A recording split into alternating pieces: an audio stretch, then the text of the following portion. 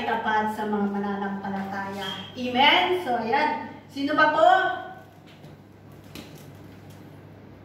Wala na po ba?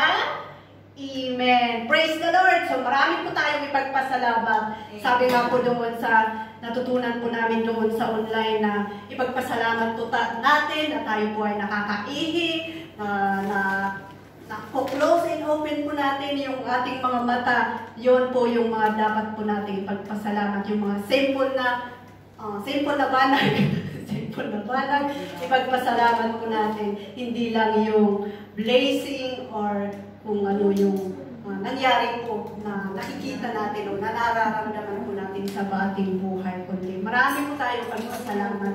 Amen? So, praise the Lord. At kung wala na po, i-welcome po natin ang worship team para tayo po ay magpuri sa Panginoon. Amen? Amen! Praise the Lord! Hallelujah! Sa Psalm 100, make a joyful shout to the Lord, all your lands. Serve the Lord with gladness. Come before His presence with singing. Know that the Lord, He is God and not we ourselves. We are His people and the sheep of His pasture. Amen! Hallelujah! We want to see you with us. Hallelujah! We want His presence tonight. Hallelujah, Lord! Hallelujah!